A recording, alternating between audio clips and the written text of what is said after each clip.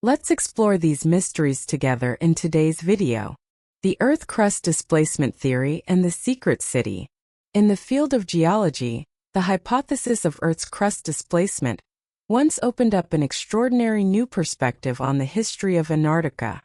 According to this theory, tens of thousands of years ago, the planet's outer shell might have shifted relatively quickly compared to the inner core, dragging entire continents away from their original positions.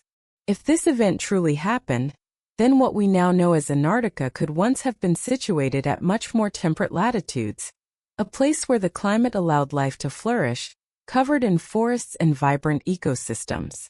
Indirect evidence for such a past usually comes from paleontological surveys and studies of geological sediments with plant and animal fossils that simply could not have survived in the icy conditions of modern-day Antarctica. There are also isotope analyses taken from deep ice cores revealing dramatic cycles of climate change in the distant past. Adding to the intrigue are a number of ancient maps such as the Piri Race and the Bash maps, which seem to depict the coastlines of Antarctica free from ice.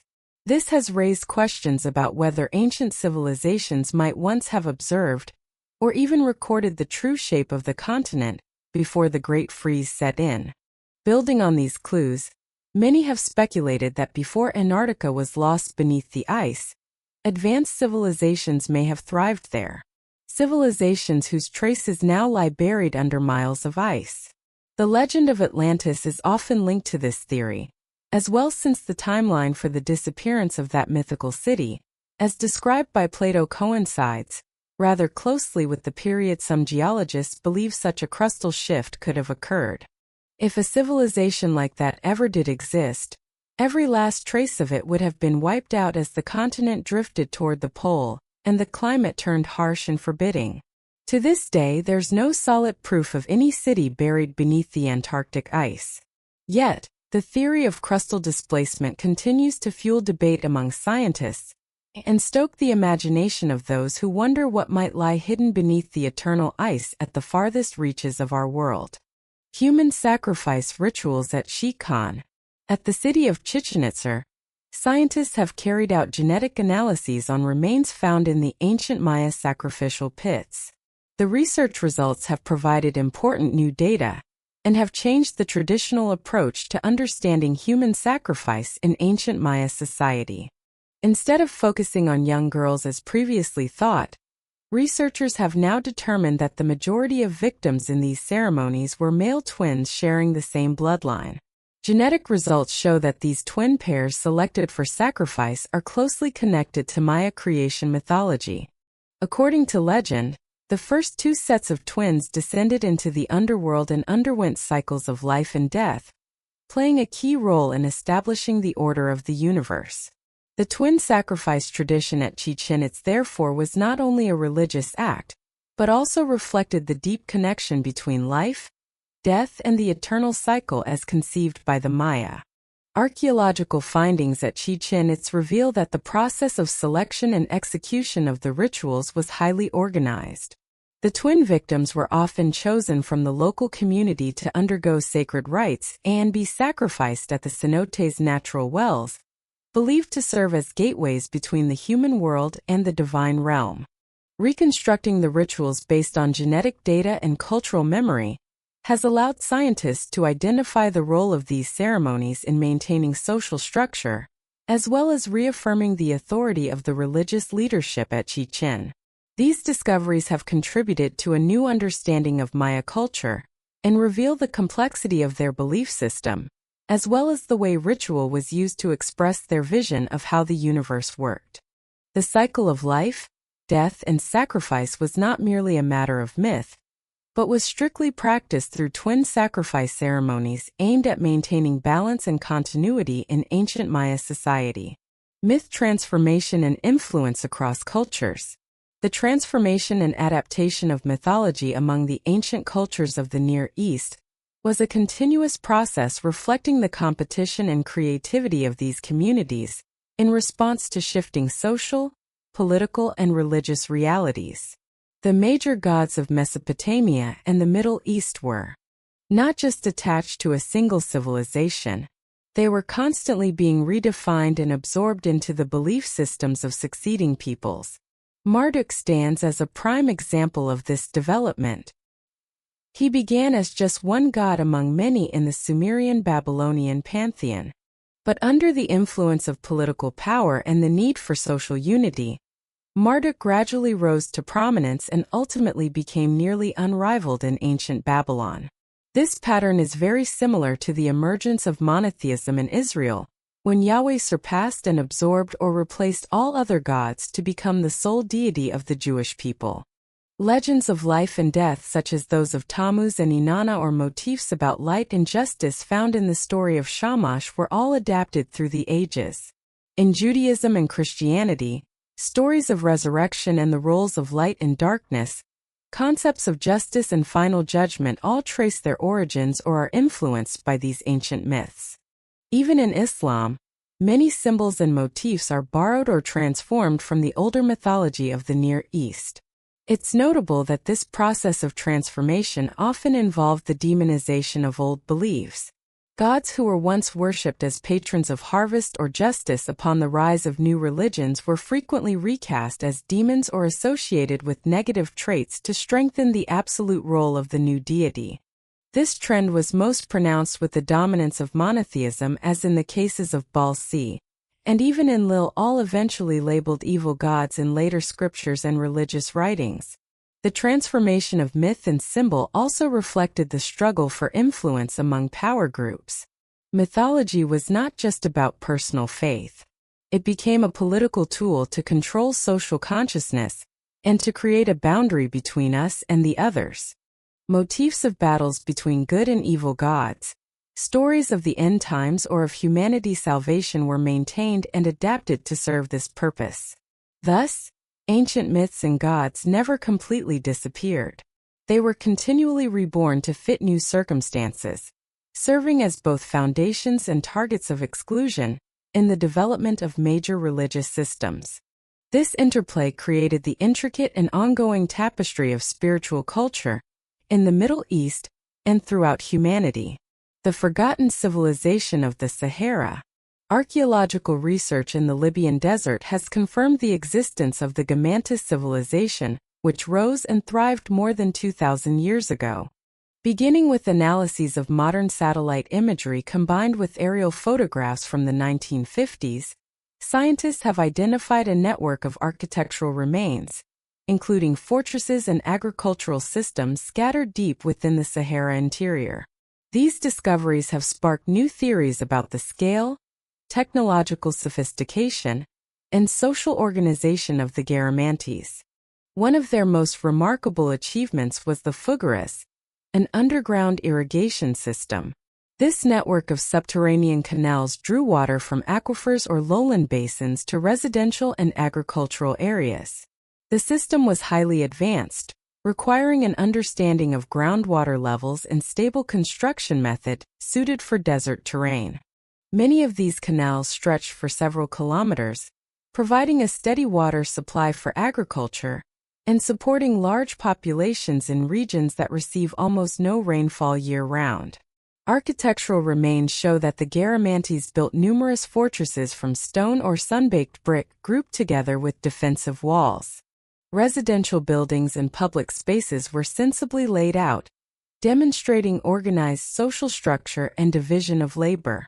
In addition, the Garamantes developed centers for metalwork, tool-making, and pottery, all aimed at meeting daily needs and facilitating internal trade. The discovery of writing fragments and working tools proves the existence of a centralized management system and the transfer of technical knowledge within the community. Wise management of resources and strict control of water sources were key factors that allowed the Garamantes to sustain large stable settlements in an arid climate. Archaeological evidence also reveals commercial exchange between the Garamantes and other North African regions, especially along caravan routes that transported goods from Egypt and the Sahel. Unlike their contemporaries who were influenced or controlled by the Roman Empire, the Garamantes developed independently, holding a central position on the southern edge of the Sahara. Their sphere of influence stretched across strategic oases, serving as transit points for goods and precious metals. The material legacy left behind is a testament to the adaptability of the community and offers new insights into social dynamics and technological innovation in prehistoric North Africa. Overall, archaeological evidence from the Garamantes clarifies the rise and fall of a society that endured in the desert for centuries, while providing a fresh perspective on the human ecosystems of the Sahara before the arrival of major political powers. The Demon Graveyard in Russia. Hidden deep within the Siberian forest lies a strange patch of land that locals call the Demon Graveyard. A place where no tree grows, no trace of animal life appears, and the land stands utterly barren amid a sea of trees. For decades, research teams and explorers have come here searching for answers to this eerie phenomenon. But no definitive conclusion has been reached as to why all life has vanished from this area.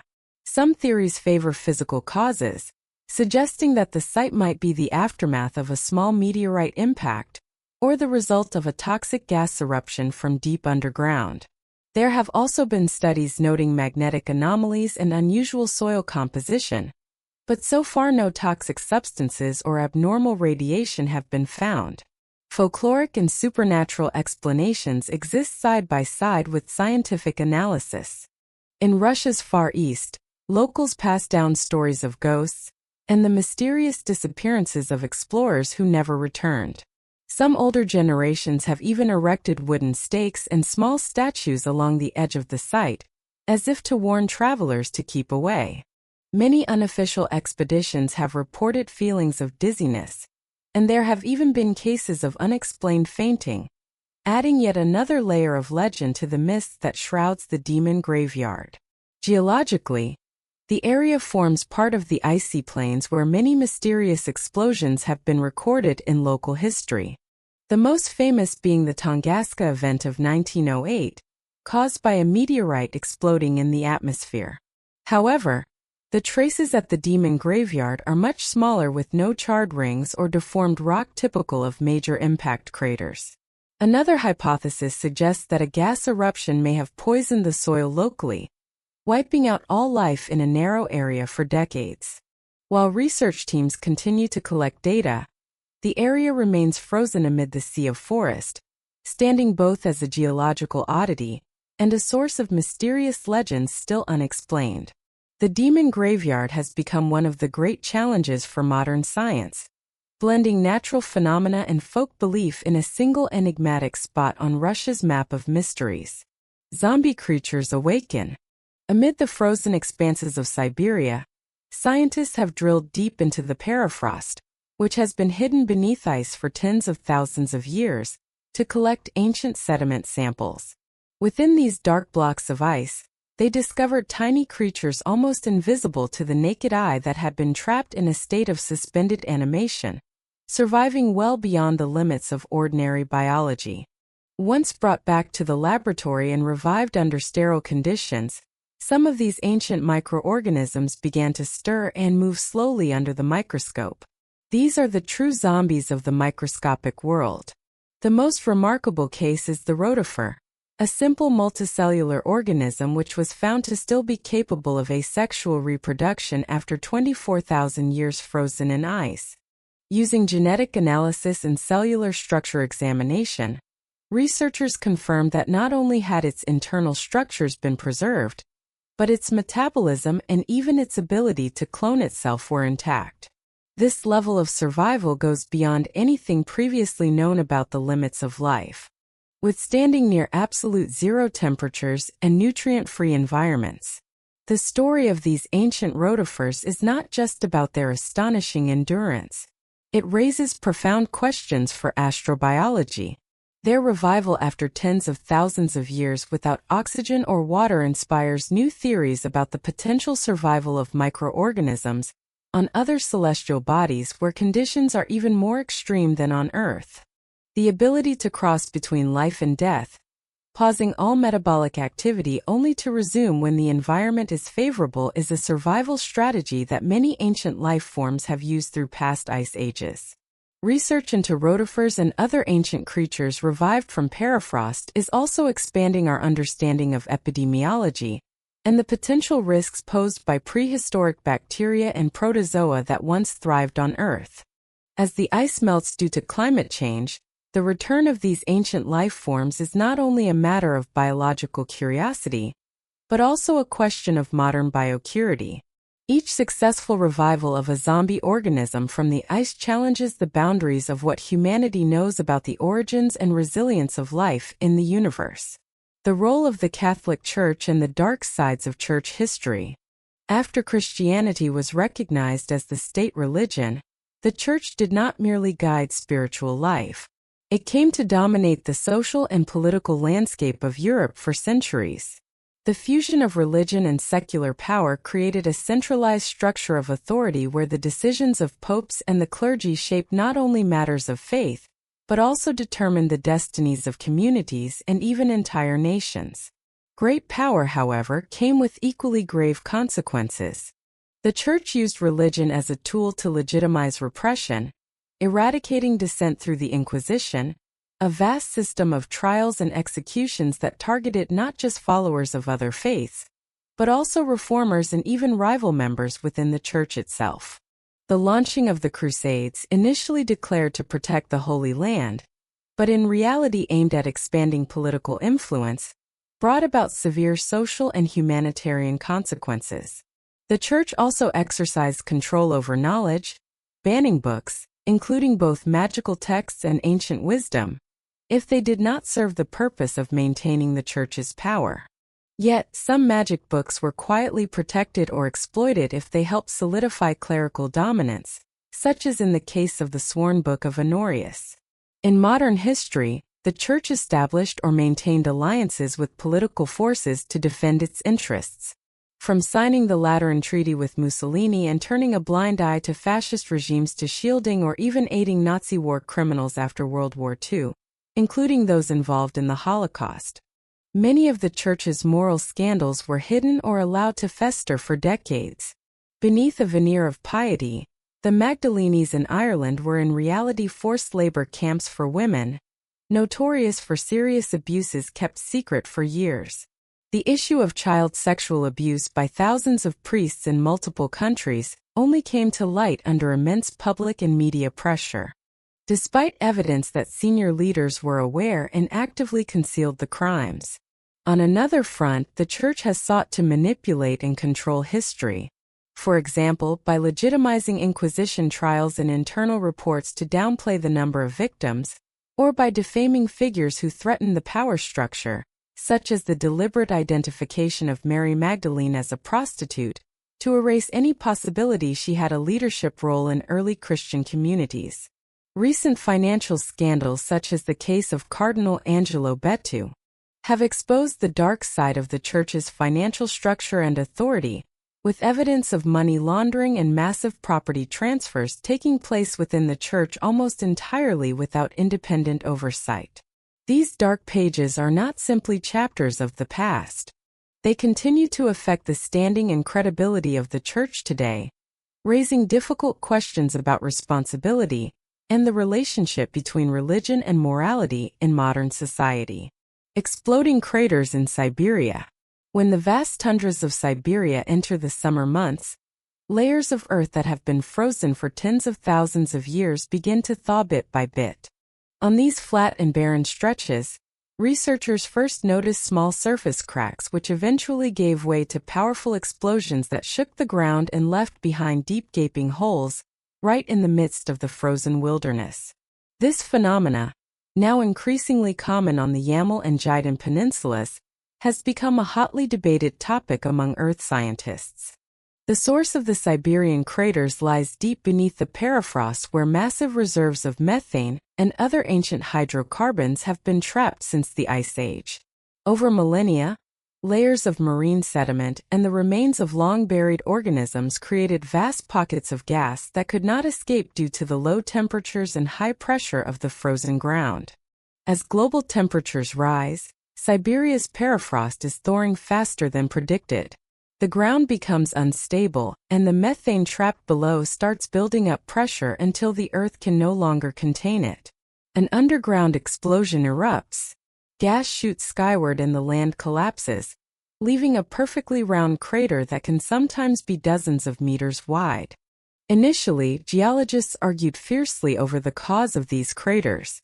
Some suggested they were linked to meteorite impacts or the remnants of ancient dried-up lakes. However, field observations and analysis of the escaping gases and surrounding sediments have made it clear that the crucial factor is the accumulation of methane beneath the permafrost. The process doesn't just create deep explosions, it also affects the global carbon cycle.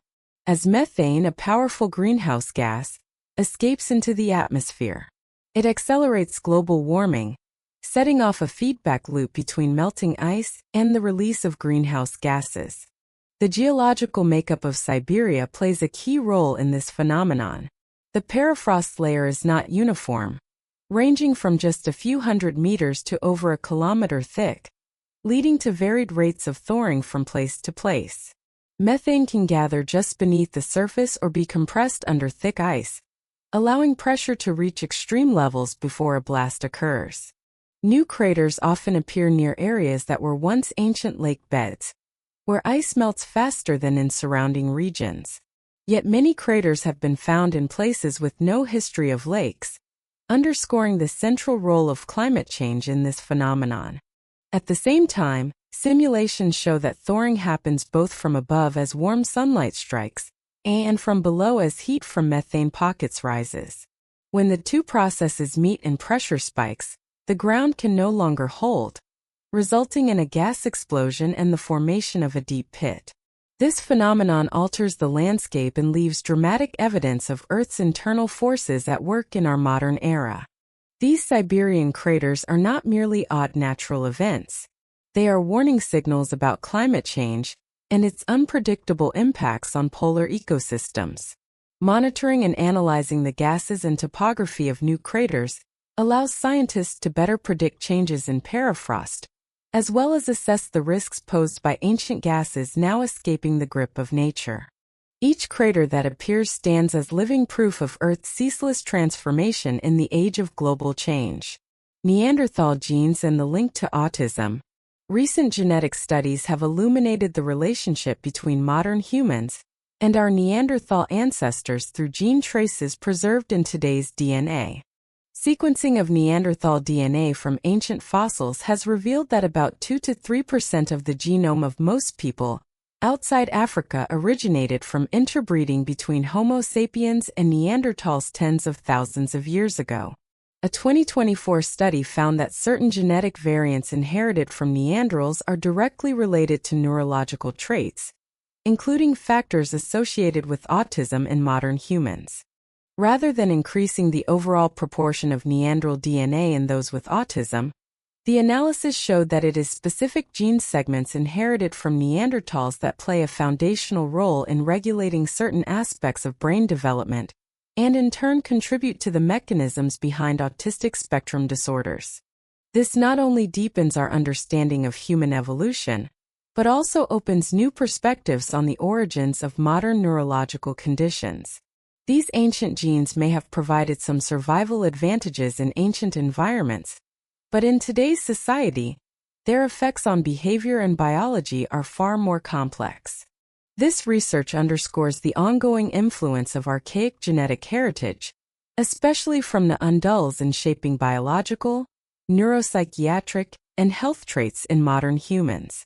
It represents an interdisciplinary approach linking genetics, anthropology, and biomedical science, broadening our understanding of the relationship between evolutionary history and contemporary medical phenomena. Meteorite containing quasi-crystal from the remote mountains of eastern Siberia. The discovery of a small meteorite fragment has opened a new chapter in our understanding of the origins of cosmic matter. Known as Katika, this specimen is unlike any meteorite ever found. When minologists examined it with electron microscopes and spectrometers, they discovered it contained quasicrystals, a rare atomic structure previously thought to be artificially created only in laboratories. A quasi-crystal is a material with a regular atomic structure. But unlike ordinary crystals, its arrangement does not repeat periodically. This produces multifaceted symmetrical patterns defying all classical definitions of crystallography, and was once thought impossible to exist in nature. Yet within this billion-year-old meteorite, scientists have uncovered the first natural evidence of quasi-crystals formed in space. The K-crystal traces are embedded deep in an alloy mineral, an unprecedented combination in any known terrestrial rock. This suggests the meteorite's material underwent intense cosmic collisions at temperatures and pressures far beyond what occurs in Earth's crust. Such impacts likely happened during the early formation of the solar system, as asteroids and protoplanets smashed into each other, generating the extreme conditions needed to produce such strange crystalline forms. Determining the natural origin of quasi-crystals in meteorites not only proves that exotic materials can form spontaneously in nature, but also opens up new avenues for studying the pre-planetary history of matter. The isotopic composition of these minerals helps geologists estimate the meteorite's age and correlate it with major events in the solar system's past. Finding quasi-crystals in meteorites also raises questions about the possible existence of unknown materials on other celestial bodies. This discovery has changed the scientific perception of the diversity and complexity of cosmic matter. Every meteorite fragment like Codex serves as a witness to extreme physical processes, preserving a record of the solar system's earliest days and the possible evolution of matter in space. Continued research on quasi-crystal samples will likely pose new questions about physics and the mysterious workings of the primordial universe. The Mammoth Ivory Crown in Denisova Cave. Deep inside Denisova Cave in the Alai Mountains, an ancient cultural layer has revealed itself through seemingly lifeless artifacts that shed light on the deep history of prehistoric Siberia. In this land, where the ground remains frozen year-round, archaeologists made a remarkable discovery. A crown crafted from mammoth ivory dating from 35,000 to 50,000 years ago. The object structure consists of a thin strip cut from the tusk of a mature mammoth, bent to fit snugly around the crown of an adult human's head. Its surface still bearing traces of fine engravings and careful polishing. The process of shaping mammoth ivory required specialized cutting, forming, heat softening, and manual polishing techniques, demonstrating that the maker understood both the properties of the material and the complexities of its craftsmanship. Mammoth ivory itself was a precious resource only available during the era when herds of mammoths roamed the frigid northern grasslands, establishing a clear ecological connection between ancient humans and their environment. Analysis of the crown's work surfaces shows it was intentionally shaped for a specific form distinct from everyday utilitarian objects. Beyond its material value, the ivory crown also reflects the social organization and local customs of its makers. The presence of such a unique ornament in Denisova Cave, where stone tools, bone needles, and bead strings have also been uncovered, indicates a society with a certain level of organization, defined social roles, and distinct spiritual belief. The engravings and decorative elements on the crown hint at symbolism or authority linked to its wearer, even if direct evidence for ritual use or social status has not yet been found. What is especially remarkable is that the mammoth ivory crown was found in the same archaeological layer as teeth and fossilized bones belonging to Denisvan, a human group genetically distinct from both Neanderthals and modern Homo sapiens. The coincidence of artifact and fossil strengthens the theory that the crown belonged to denizen individuals themselves, and provides a rare glimpse into their creativity, communication, and division of labor. Researchers have found numerous other ivory, bone, stone, and bead artifacts in Denisova Cave, painting a vivid picture of a prehistoric society skilled at utilizing natural resources and applying advanced knowledge and techniques. Sewing needles, bracelets, and mammoth ivory bead necklaces discovered alongside the crown all bear witness to the spiritual life, rituals, and individual symbols present in this land since the Ice Age. With every deeper excavation in Denisova Cave, new details emerge about the society, customs, and craftsmanship of its ancient inhabitants. The mammoth ivory crown is not only evidence for the existence of a mysterious branch of humanity, it also helps reconstruct the social development, community structure, and spiritual life of the ancestors of modern humans in northern Asia tens of thousands of years ago. The mystery of lost civilizations and forgotten technologies. The mystery of lost civilizations and vanished technologies has always ignited curiosity and challenged fundamental assumptions about human history. Off the coast of the Ryukyu Islands, the discovery of a submerged stone structure has sparked decades of debate. The formation features perfectly straight steps and sharp right-angled cuts, a look radically different from typical natural geological features. Many scientists maintain that the site is the result of distinctive erosion and weathering found in the Japanese coastal waters. Yet, some independent experts point out the rare geometric characteristics and raise the possibility that it was constructed by humans thousands of years ago, perhaps even linked to the legend of a sunken continent. Meanwhile, Egyptian archaeology has raised a cross-ocean mystery.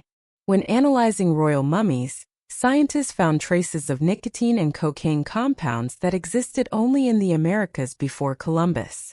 This startling result has triggered fierce debate about the potential existence of ancient trade routes between the continents, suggesting connections that far outstrip conventional ideas of the movement of civilizations from Mesopotamia to the Americas. While contamination or laboratory error has been cited to explain the findings, some researchers still ask whether Egyptian seafarers or American voyages once crossed the ocean, undertaking journeys lost to the written record. In the Middle East, excavations at Tal el-Hammam in Jordan have yielded extraordinarily unusual evidence.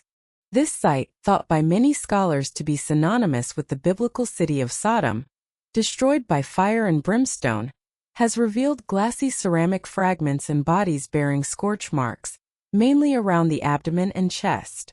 Most theories focus on two possibilities. Either a massive meteorite strike unleashed a thermal shock wave that obliterated the city, or the destruction was the result of an unknown type of weapon, lost to ancient history. Although more evidence is needed, the discovery adds an important piece to the puzzle of how such thriving cities could collapse overnight and whether technologies or knowledge existed far beyond what conventional history acknowledges. These stories show that humanity's march towards civilization may have been far more complex than the traditional linear narrative suggests. The appearance of out-of-place artifacts and strange findings in modern archaeology continues to expand the frontier of questions about lost civilizations, vanished achievements, and the real extent of ancient technological and cultural exchange across oceans in eras for which so little documentation survives. Legends, myths, and lost civilizations. The legends and myths of vanished civilizations have always run parallel to official history and often penetrate even more deeply into the human psyche because of their mysteries, layers of meaning, and the tantalizing blur between reality and fable.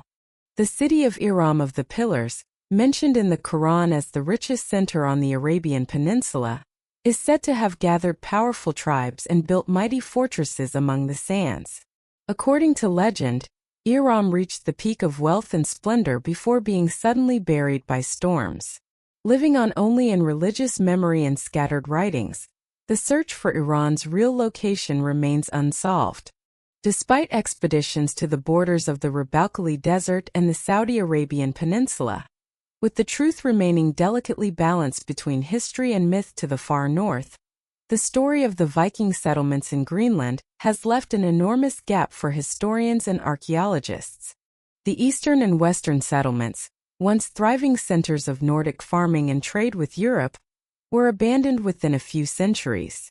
All that remains are stone foundations, deserted churches, and fragmentary accounts by medieval European clerics.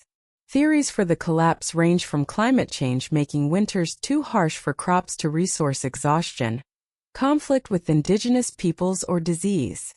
But to this day, there is no convincing answer for the disappearance of an entire community.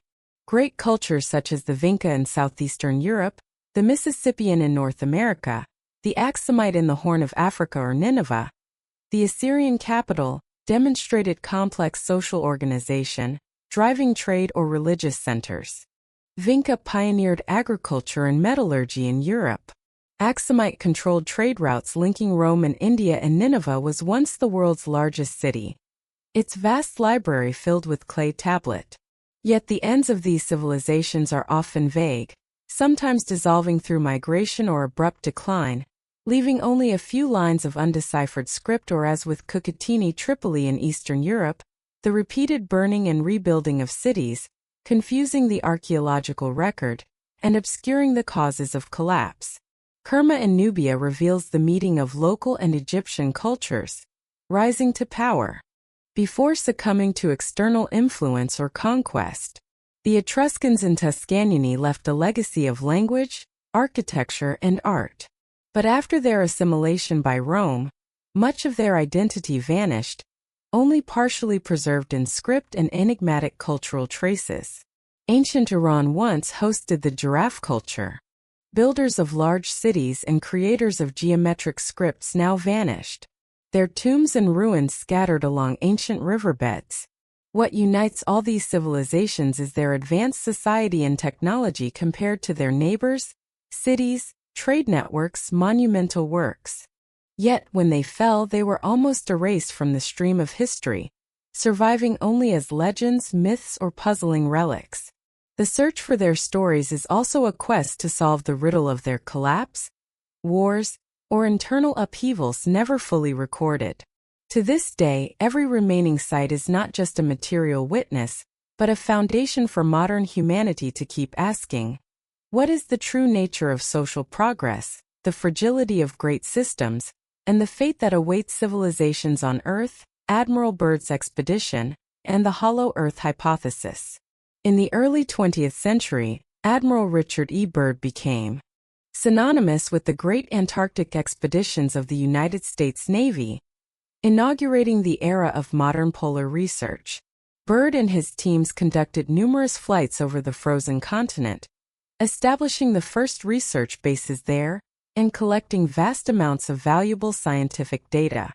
It was against this backdrop of science and adventure that fantastical stories began to emerge. Unofficial accounts and popular tales about Byrd's journeys quickly spread and became entwined with the Hollow Earth hypothesis. According to the legend, Admiral Byrd reached the gateway to the inner world somewhere beneath Antarctica's ice, a portal leading to an inner kingdom within the planet with an environment unlike the surface and life following entirely different rules.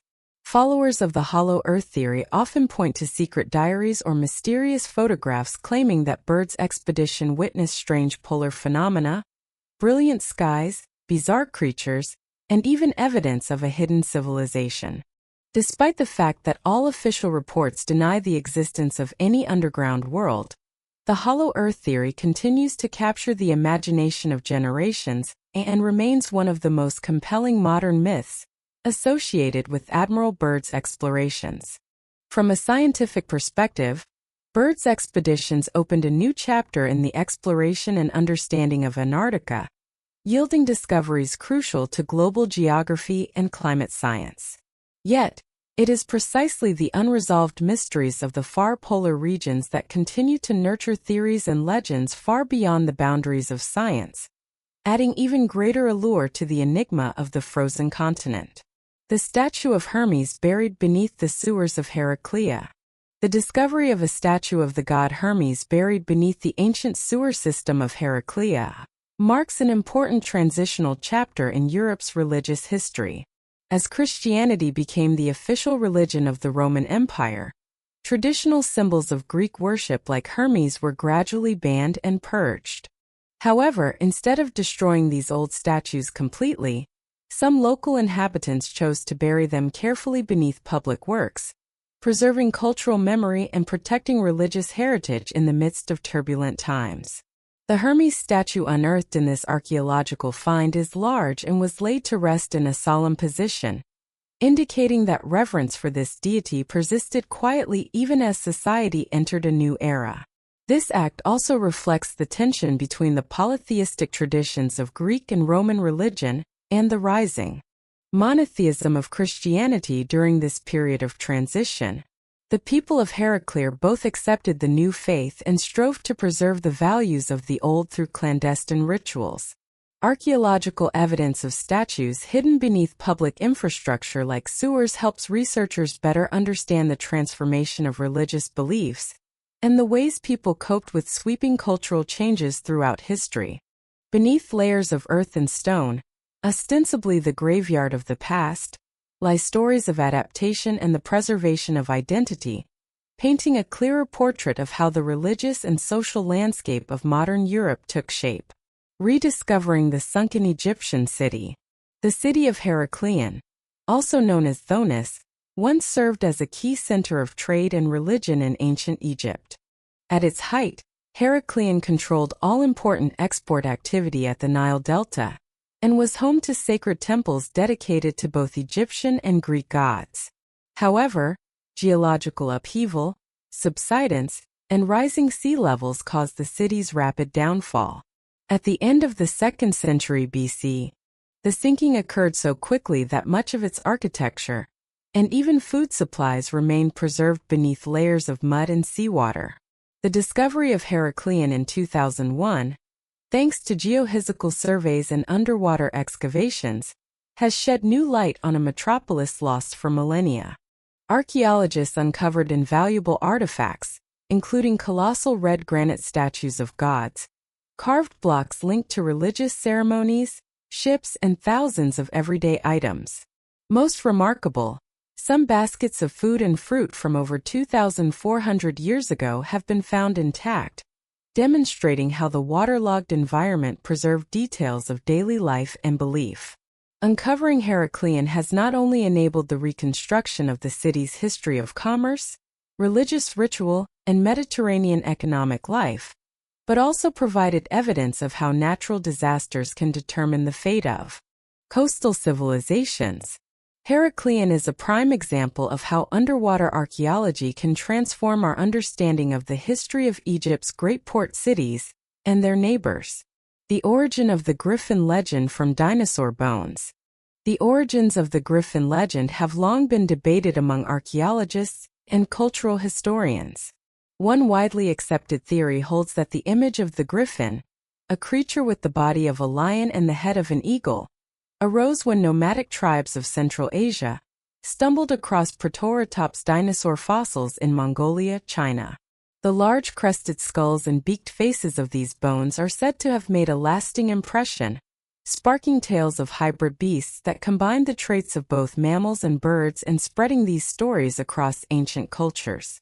However, recent studies led by paleontologists and cultural historians have questioned this theory's validity.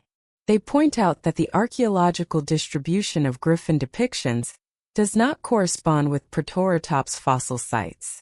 Nor is there clear evidence that ancient communities ever excavated or encountered these fossils on a scale that could explain a universal myth.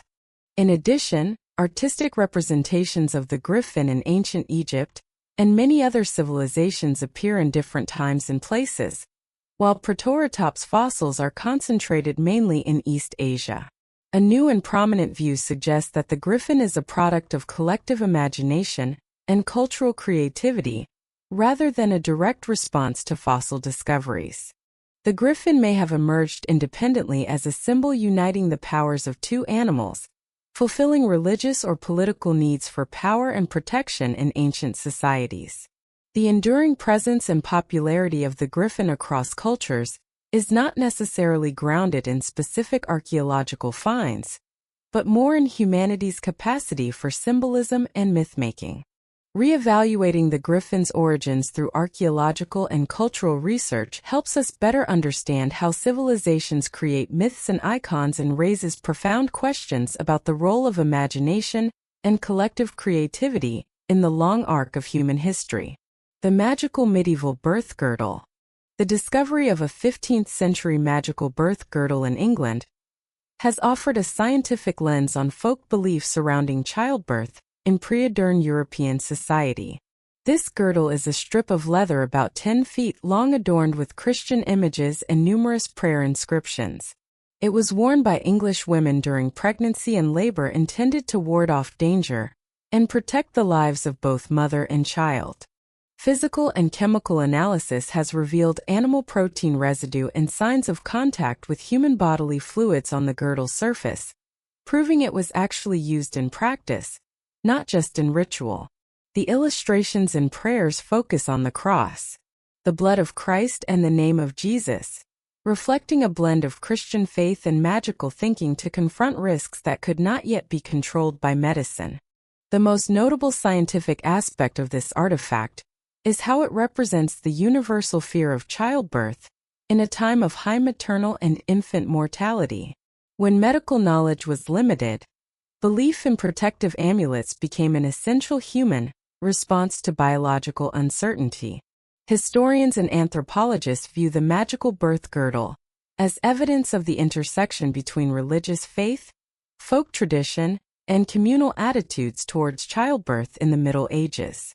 The object not only enriches our understanding of reproductive culture, but also illustrates how societies adapt to the limits of contemporary science.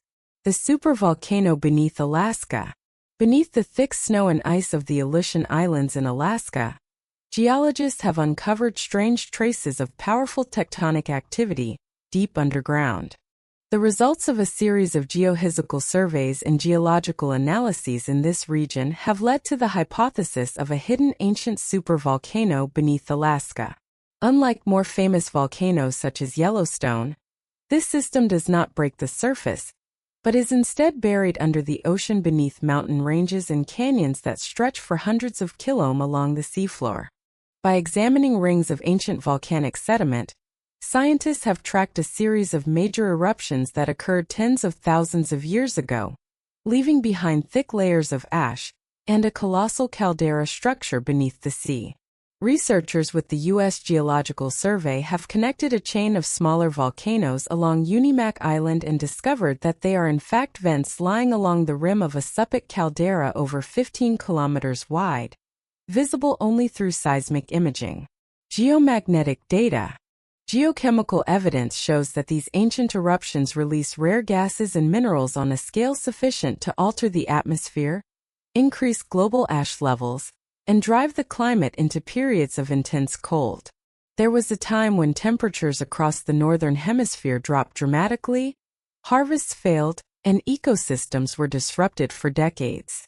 The impact of another eruption on this scale in the modern era could surpass any volcanic disaster ever recorded.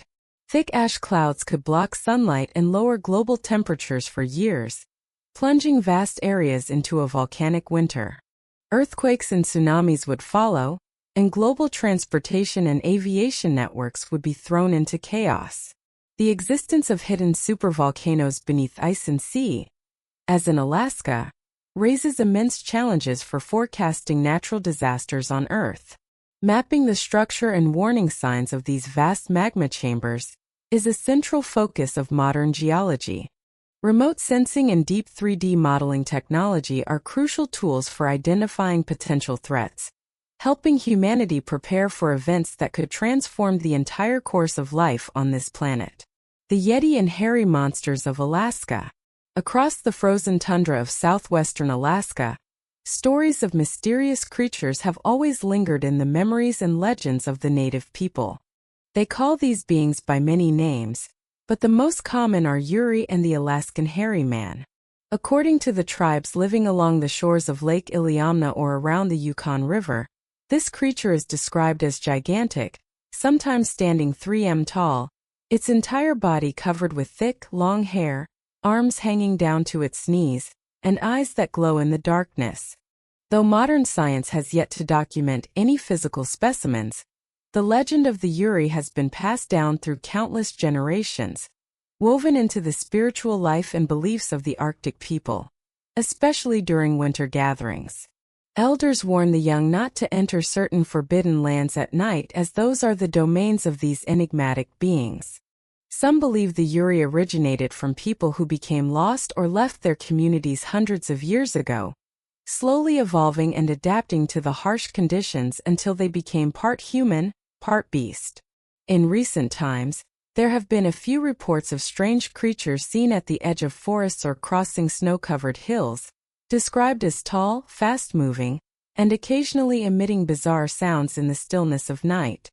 In 2013, in the village of Nepasha, a group of people claimed to have seen the silhouette of the hairy man approaching the village, prompting children to flee indoors and adults to stand guard until the figure vanished into the deep woods.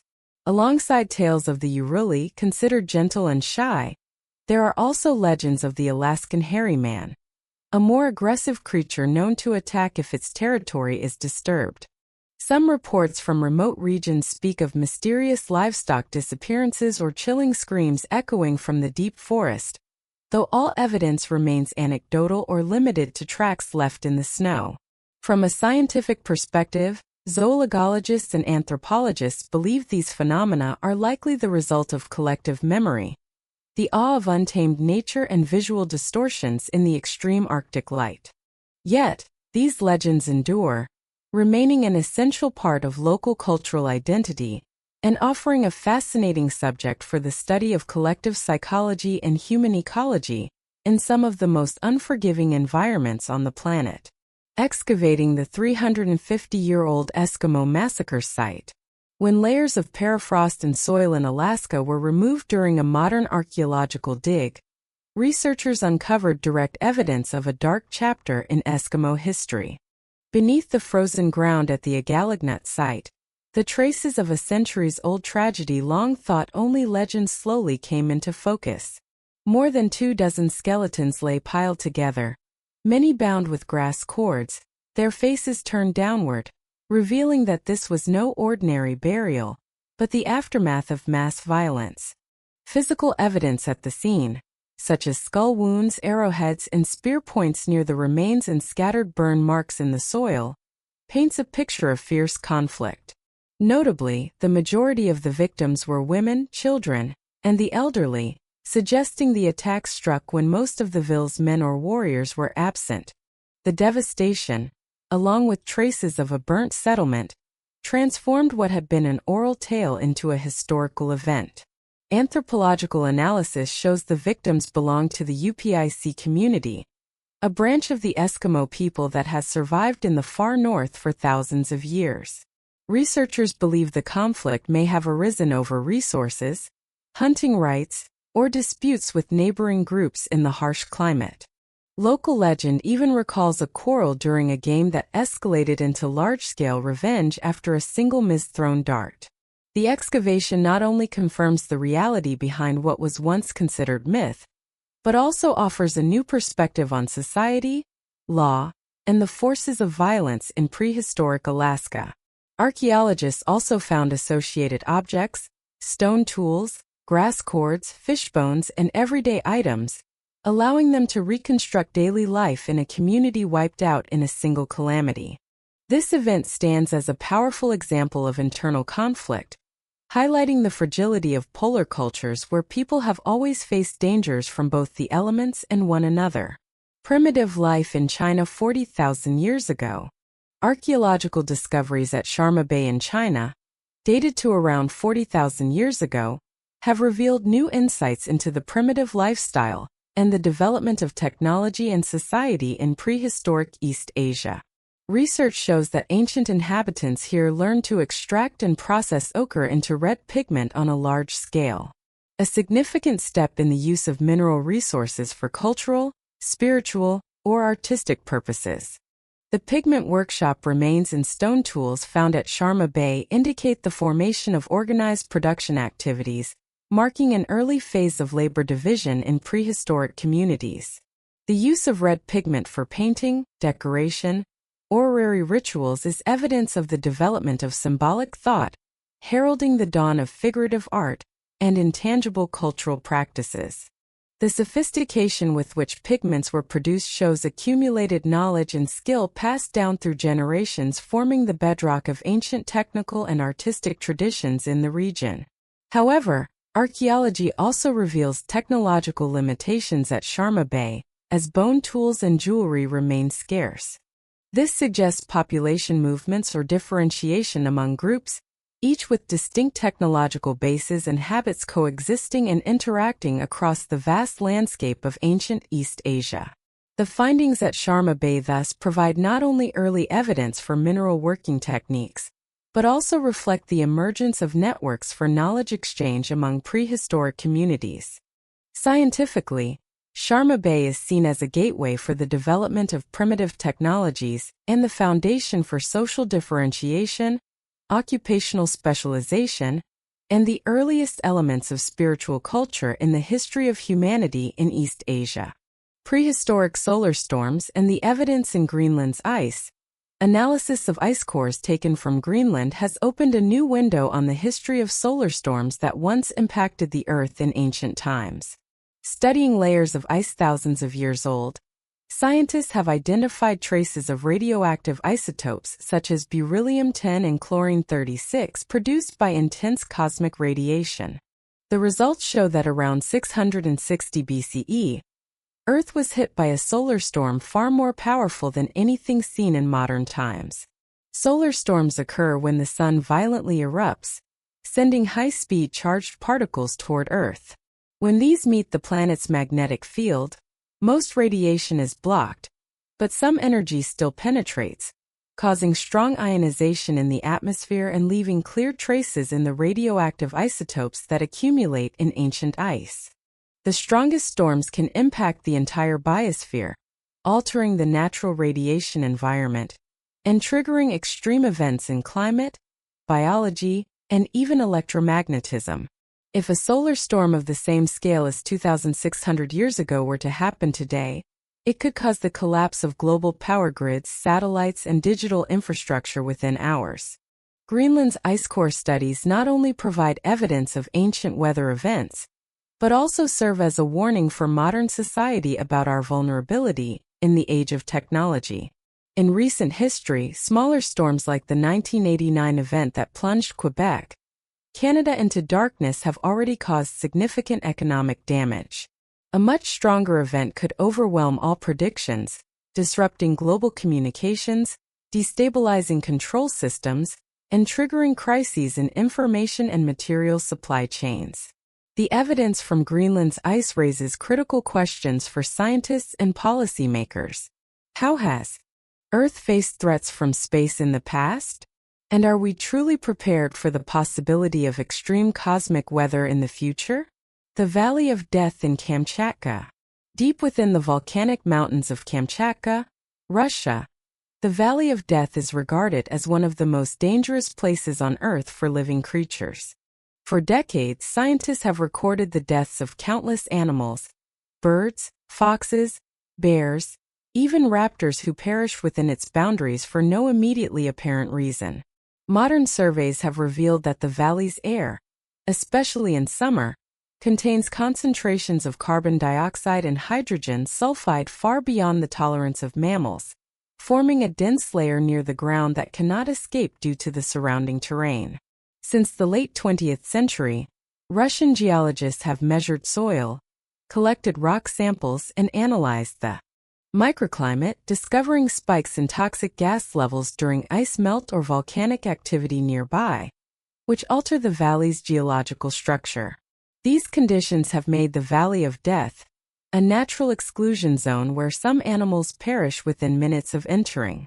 While toxic gas buildup has been observed at volcanic sites worldwide, few places are as extensive and deadly as Kamchatka's valley.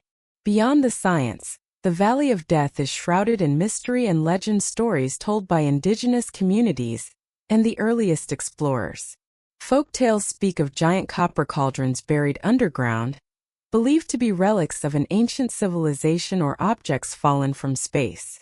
Others recount sightings of giants emerging from the valley's mists, striking fear into anyone who dares enter. Although modern researchers have found no large metal objects, the persistence of these stories only heightens the region's already formidable mystery. Recent expeditions have focused on pinpointing the origins and patterns of gas emissions and their connections to Kamchatka's volcanic and geothermal activity. Some theories suggest that natural gas pockets accumulate beneath the surface, releasing large amounts of toxic gas during temperature changes or seismic events. This process is unpredictable. It can occur suddenly or vanish just as quickly, making it difficult to forecast danger levels. For now, the Valley of Death remains a blank spot on the biological map of Kamchatka Peninsula, an unresolved phenomenon at the crossroads of science and legend, holding layers of data and folklore handed down through generations. Zombie bacteria outbreaks from thawing permafrost. As Siberia faces summers of unprecedented warmth, the permafrost begins to thaw, exposing soil layers that have remained sealed for tens of thousands of years. Hidden within this ancient ice are the remains of extinct megapora and wild animal populations that survived through many climatic eras, including the dormant seeds of plagues that once ravaged both wildlife and humans across northern Asia. One of the greatest threats is the resurgence of anthrax bacteria, a microorganism capable of surviving for decades or centuries, as spores preserved in nature's deep freeze during an unusual heat wave in western Siberia. The carcass of a reindeer that had died from anthrax decades earlier was revealed as the ground thawed. Anthrax spores shielded from light and air for years suddenly found ideal conditions to reawaken. With rising temperatures and thinning ice, the bacteria spread once again through soil and water. In a short time, an epidemic broke out, infecting thousands of reindeer and passing to humans through contaminated food and water sources. Epidemiologists quickly mobilized, combining geological and microbiological research to trace the origin of the outbreak and its transmission cycle. The Siberian anthrax episode is now seen as a textbook example of the risks that ancient pathogens can resurface in an era of climate change. The permafrost of the Arctic and Siberia is a vast natural archive of bacteria and ancient viruses that once flourished on Earth, now posing a growing threat of new outbreaks as global temperatures rise. This is not merely a local issue, but a global concern. Laboratory and field studies confirm the remarkable survival of bacteria and viruses in extreme cold. Climate models predict that permafrost will continue to shrink, meaning more dormant pathogens could soon be released into the environment. This presents a major challenge for health systems, disease surveillance, and biosecurity worldwide, while highlighting the deep links among climate, geology, and the evolution and persistence of ancient microbes, prehistoric plants that sleep at night. Discoveries of insect marks on fossilized leaves from the Paleozoic and Mesozoic eras have revealed a fascinating behavior in ancient plants' daily life cycles. Analysis of these fossil leaves shows that bite marks mostly appear on leaves that had already curled or folded at night, just as many modern plants do when darkness falls. This behavior is visible throughout ancient strata, from the era when the first land plants emerged to the rise of flowering plants. Through hundreds of fossil samples from around the world, paleobotanists have found that leaf folding is not limited to any single plant group, but appears across many evolutionary branches. Insect damage patterns show that most feeding happened when the plants had shifted into their sleep state at night. Their leaves rolled up to shield the most sensitive tissues. This evidence supports the idea that leaf folding played a protective or water-conserving role. Though the ultimate biological function remains a mystery, many hypotheses have been proposed, including suggestions that plants sleep to avoid frost damage or to minimize water loss. But modern physiology still has not pinned down the precise mechanism. Even Charles Darwin referred to this phenomenon as an unresolved mystery in his book on plant movement. The latest fossil evidence shows that nighttime leaf folding is not unique to modern flora, but is a deeply rooted behavior reflecting the complex and varied adaptations of plants over hundreds of millions of years of evolution. The genie lamp, a Roman-era protective talisman. The genie lamp, discovered in the city of David, Jerusalem, stands as a prime example of protective beliefs in ancient Roman society. This bronze lamp shaped with a human face was found by archaeologists intentionally buried beneath the foundation of a building nearly 2,000 years old, dating to a period of major historical and religious upheaval in the city. The practice of placing such objects, lamps, talismans, or sacred tokens beneath house foundations was common in many ancient cultures, intended to bring peace, luck, and protection against supernatural forces believed to threaten the household. Experts classify this lamp as a foundation deposit, an item placed at key locations during construction to safeguard the building and its inhabitants. In the multi-religious and superstitious environment of Roman-era Jerusalem, belief in gods, demons, and invisible powers shaped the daily spiritual lives of urban dwellers.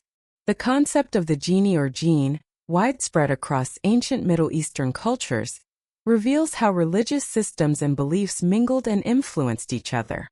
The discovery of this genie lamp offers researchers a clearer view of ancient worship, protective rituals, and spiritual practices in Roman and Middle Eastern cities. It shows how people in the ancient world sought safety and good fortune amid life's uncertainties. In this way, objects like the genie lamp are more than archaeological finds. They are keys to understanding the diversity of beliefs about the sacred magic and the role of faith in the development of ancient cities. Legends of ancient high technology. The legacy of ancient civilizations is not just preserved in tales of war and destruction. Their texts and artifacts also hint at levels of technology beyond what modern archaeology has predicted. Nowhere is this more debated than in the epic poems Mahabharata and Ramayana of ancient India, which are filled with descriptions of Vimana, flying machines piloted by gods capable of moving freely through the sky, crossing vast distances, or even leaving the earth to travel into space. The sacred texts do not merely use mythic imagery. They contain passages that resemble technical manuals, descriptions of engines, cockpits, construction materials, operational procedures, and even categories of Vimana range from small craft for short hops to massive ships for intercontinental or interworld travel. Some sections mention fuel and principles of operation that read like ancient engineering guides, painting a picture of a society with knowledge of mechanics, dynamics, and organized transportation far ahead of what history has recorded. Beyond India, Middle Eastern archaeology has turned up other mysterious artifacts. The most famous is the Nimrod lens, a crystal with remarkable clarity and precision discovered in the ruins of the Assyrian palace at Nimrod. With a focal length 3 times greater than modern magnifying glasses, this object allowed the ancients to study fine details or inscribe intricate designs on clay tablets. While some suggest it was just decorative or a fire-starting tool, scientists like Giovanni Pettinato have argued it could have been part of a primitive telescope, hinting that ancient astronomers may have watched the heavens with a precision far beyond mainstream expectations. Such artifacts and texts continue to provoke questions about ancient knowledge of physics, optics, and engineering. Were these societies merely agricultural and artisanal, or did they ever reach a technological level able to produce sophisticated devices for research, travel, or communication? Though still debated and lacking absolute proof, these clues are compelling enough to expand our inquiry into the possibility of advanced technology in the distant human past. The origins of the gods and the making of Near Eastern religions. In the evolution of religion in the ancient Near East, the name El holds a central place in the earliest Semitic beliefs. El is not just found in Hebrew, but is a key figure in the Canaanite faith. Revered as the supreme deity, the creator of the universe, and the father of all other gods, the image and role of El persisted and changed across many neighboring cultures, creating deep connections among ancient peoples. As societies grew and city-states emerged across Mesopotamia, Canaan, Egypt, and Anatolia, mythology became more complex. El gradually merged with or was subsumed into other divine systems like Yahweh in Israelite tradition. This was the transition from polytheism to monotheism. In this era, El's characteristics, creative power, protector of society, patriarch of the gods, were absorbed into the figure of Yahweh, marking a turning point in the Abrahamic religious tradition. This transformation was not sudden, but unfolded over centuries, shaped by many layers of cultural exchange. The ancient Israelites adopted and adapted elements from Canaanite, Babylonian, and even Assyrian mythology, forging a distinct religious identity. Traces of this process are seen in terminology, rituals, and creation stories, floods. Divine imagery appearing in parallel across many civilizations. The use of El and its variants, Elohim, Elion, El Shaddai, in ancient texts reflects a legacy of inherited and reworked ideas about supreme divinity. In the West, among Greeks and Romans, El's influence can be traced in the development of gods like Zeus and Jupiter, also sky fathers and rulers of all things, showing a mythological thread stretching across generations and continents. The formation of Near Eastern religion was thus a tapestry of local identity and cultural contact, social power and cosmological wonder. The story of the god's origins, especially El, reveals not just religious history, but the evolution from polytheistic belief to the supreme god concept that would underpin the world's great monotheistic faiths. Discovering penguin colonies by satellite across the frozen expanse of Antarctica. The survival of emperor penguins has always depended on the drifting ice sheets. For years, studying these colonies was a grueling task. The harsh terrain and the vast range of their habitat meant that researchers could only rely on brief expeditions and incomplete, often unreliable data. All of this changed when remote sensing technology advanced, giving ecologists the ability to see Antarctica from space. High-resolution satellite imagery opened up a completely new approach. Against the stark white of the ice, large brown stains became clearly visible evidence left behind by emperor penguin colonies after breeding season. Instead of counting birds one by one or constantly relocating research stations, scientists could now analyze these unique color patterns in satellite photos to estimate the size and location of each colony. From orbit, data revealed dozens of emperor penguin colonies, including many never previously recorded. Each colony could number in the hundreds, creating a vivid, diverse portrait of life in the harshest environment on Earth. Yet, the analysis also showed that breeding grounds are shrinking with new, smaller colonies forming in different areas, a clear sign of dramatic changes in the habitat. Satellite monitoring not only allows accurate census, but lets scientists track changes year by year, revealing a serious downward trend in this iconic species. Melting ice, rising sea levels, and shifting weather patterns are pushing emperor penguins to the brink of extinction. Each breeding season now offers no guarantee for the survival of the next generation, as chicks face harsher conditions that exceed the species' natural limits. These discoveries from space have become essential for the scientific and conservation communities, highlighting the fate of emperor penguins and the power of modern technology in studying Earth's most remote ecosystems. The future of this ancient icebound species now depends in part on artificial eyes in orbit and on global awareness of the impact of climate change. If you find these mysterious stories fascinating, be sure to leave your thoughts in the comments below, and don't forget to subscribe so you won't miss any of our upcoming discoveries. We look forward to seeing you in the next video.